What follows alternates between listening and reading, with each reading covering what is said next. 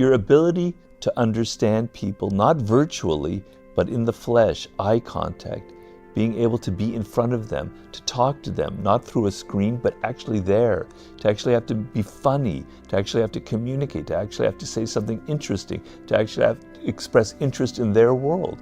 You need to be in front of them.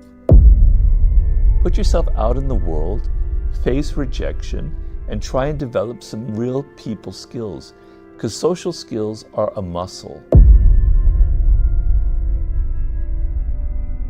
To do what you want, but they want to do it, you seduce them, and it's the highest form of power. There's no resentment at all. They actually enjoy doing what serves your interests, right? Because you've made it pleasurable.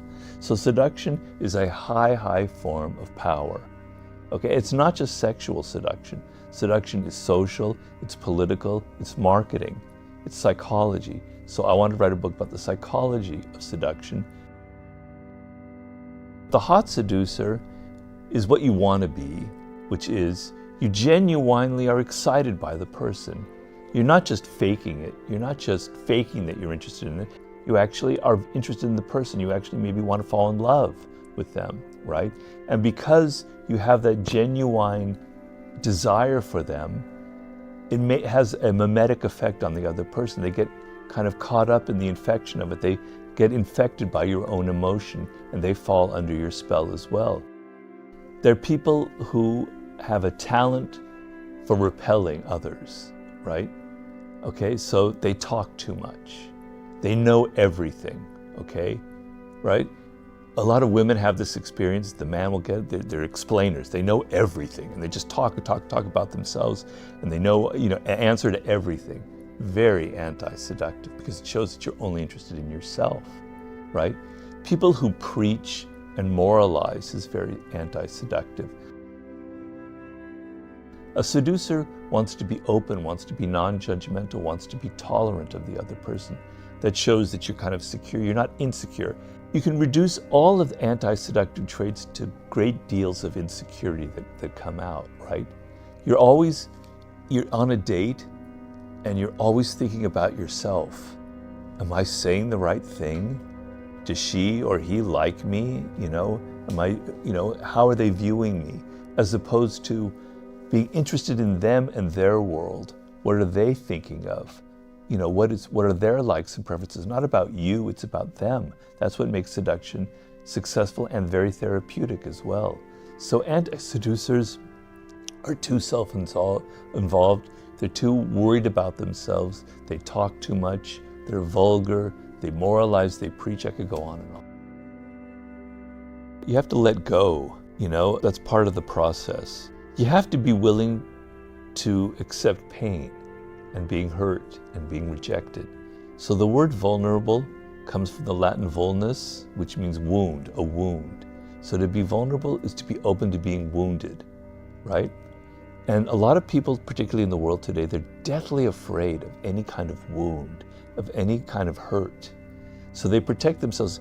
If I don't go out in the world, if I don't date people, if I protect myself, then I'm never going to feel hurt. I'm never going to feel rejected. And you want the opposite thing.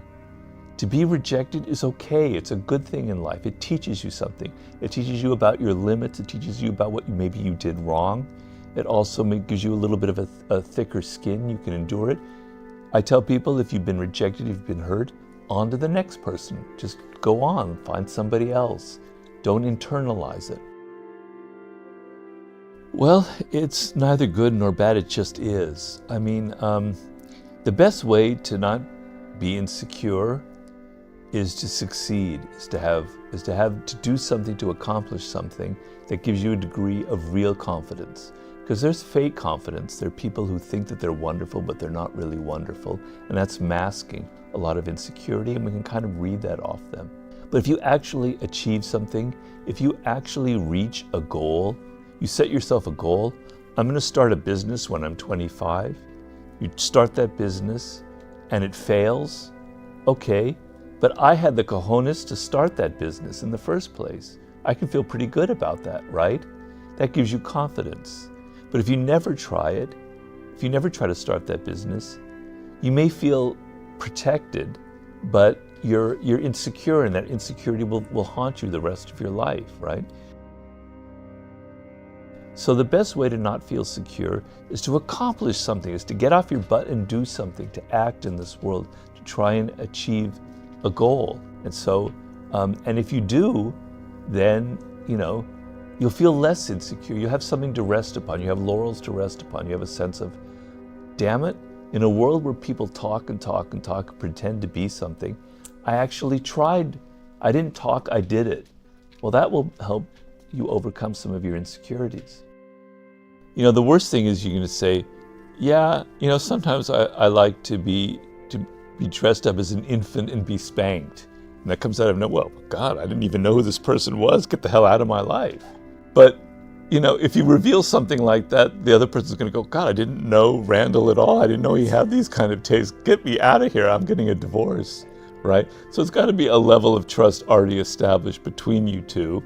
And the context has to be kind of not so heavy, like, it has to be kind of fun and playful. And maybe you introduce it subtly in the context of, you're actually doing something, you introduce a little element of this. So it's not like a total shock. I'm just saying, you have to be subtle about these things, and you have to kind of prepare them so it doesn't seem like, hey, I don't know who this person is who I've been involved with for 20 years. Everybody's different. I don't, if it's something that you're missing that's painful for you, then I understand.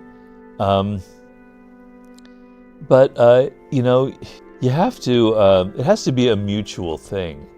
It can't just come from one side. So relationships, people don't understand that it's this continual back and forth. There's an energy that happens between you two. And sometimes the current is cut off on one side, but it's generally both people are kind of responsible for it. You're doing yourself a disservice if you're doing that. Okay, and it's not just because I'm this old guy who never had to deal with that. It's because I've been studying human nature and people for many, many years. I'm not good at a lot of things. I can't shoot a basketball like I used to. I'm not good at a lot of things, but I understand people very well in human nature. I wrote a very thick book on that. And your ability to understand people, not virtually, but in the flesh, eye contact, being able to be in front of them, to talk to them, not through a screen, but actually there, to actually have to be funny, to actually have to communicate, to actually have to say something interesting, to actually have to express interest in their world. You need to be in front of them. You need to be there and see them. And in doing that, you run the risk of doing the wrong thing, because on that computer, on your phone, you can kind of make yourself seem like, the hottest thing on the planet. You can create a whole fantasy that's not real. But when you're there together, everything's real, and you're going to say something stupid, or you're going to not look so great, or your hair's going to be all messed up, whatever. It's okay. You've got to learn human skills. You've got to go out there and you have to deal with people, because if you don't, it will ripple outside of your dating world, into your work world, into your social world. Put yourself out in the world, face rejection, and try and develop some real people skills, because social skills are a muscle. And if you don't ever exercise that muscle, you're just going to be really flabby and you'll never get anywhere. You want to exercise that muscle through real experiences, not through virtual experiences. One of the most important qualities is to have a lack of defensiveness and a lack of insecurity. So the typical rake is a man who loves women, who's addicted to women, has a lot of femininity in his spirit, actually, was probably raised by a mother that was kind of dominant. And so he's extremely into female psychology, but one woman can never satisfy him. A lot of men have no understanding of women. They're not interested in them. They're not interested in their psychology, in their world, how they think differently than a man. But rakes are. They're fascinated by it. They're fascinated by their psychology, by just the clothes they wear, by everything they do, their activity, their energy, etc. But they can never be satisfied by one woman. They have to have more and more and more. They need different ones constantly. But for that 1 month where they're interested in you or 2 months, they are so keyed into you. They're so completely absorbed in you. They love you so much, to give you so much attention that is very hard for a woman to resist it. Mm-hmm. This is the kind of the Lord Byron mm-hmm. or the Duke Ellington or the Errol Flynns of this world. But the lack of insecurity, and you're not thinking about yourself, but you're absorbed in the other person, not to use them or manipulate them, but you're genuinely interested in them. You don't have that defensiveness, that insecurity. It's massively seductive. Well, seduction depends on tension. It depends on resistance from the other person. So if the other person doesn't resist you, there's no kind of, you don't have to do anything. There's no effort. You're going to sleep with them tomorrow, or they're going to leave you. But the fact that they're resisting you makes you go like, what can I do to change that? The ability to get involved in the other person's spirit, which I've already talked about, is very important. And then seduction is a language basically without words. And so you have to master this language. It's a language of gestures, of you take someone to a certain place. There's no words involved, but by taking to this particular place, which may have romantic connotations or whatever, you're gesturing something to them. When you give a gift, there are seductive gifts and there are non-seductive gifts. A non-seductive gift, $10,000 on a ring, whereas if you spent $10 and you gave them something that reflected something they had said, something from their childhood, some story that they were relating to you, it reveals that you were listening to them, which is very seductive, right? So I tell people, if you're talking to someone for several hours, which nobody does anymore anyway, but let's say that's involved in your seduction, you're talking to them. If later in the conversation you come back to something they said hours ago and you kind of bring it up again in a different context, it's going to register that you were listening to them and you remembered it, and it's under your skin, and it's deeply seductive because you're listening to someone. People don't listen anymore. They don't reflect. They don't mirror you anymore. It's something we're all missing. That's why I don't find the word seduction evil at all. We're missing this so much in our pleasureless, completely political world, where people aren't open to the spirits of other people. They're just so closed off. So you're listening. So that's a gesture. It's not the words that you say, but the fact that you remembered what they said, right? It's how you smell. It's how you look. It's a physical communication as well. It's the theater that you create. So you don't show up every night wearing your shorts and your t-shirt. You wear something that shows that you're actually, you don't have to say, I love you, but you show that you love the other person. You don't have to say a word, but you show it to them by the things that you do for them.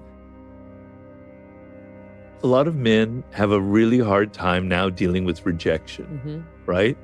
And so what I tell them, because they've come to me for advice, and rejection is a good thing. It's fine. You just move on to the next person. If somebody says no, sometimes people say no, and it doesn't necessarily mean they're completely not into you. You're not going to force them to have sex, but you can still try and charm them in some way. But if it's very clear that they don't want anything to do with you, that you're even frightening them, fine. Right. Don't take it personally. Move on to the next person. So seduction is not a realm of morality, right? Okay? It's an arena of playfulness. It's theater, okay? And you're enjoying yourself. It's a realm of pure pleasure. And if you're always judging the other person, oh, you said that? You believe that? Oh, I can't believe it. Or you're wearing those clothes? That's incredible turnoff, right? So the moralizer, drop all of that, drop all your judgments, and be completely open to the other person. There's none of that involved in here. There's no good or bad, okay? The second thing is generosity, not being generous. So not paying when, it could be man or woman, but being very niggly and cheap with your money, with your gifts, etc., and being ungenerous with your attention and your time. But being generous with your time and your attention, your money, is very, very seductive. Also, people who talk too much. This is something that men will have more than women, the mansplaining kind of thing, where they know so much about everything. They know about cars, stereos, wines. They can tell you exactly what you're doing wrong, etc. Talking too much and thinking that you know everything is very, very anti-seductive.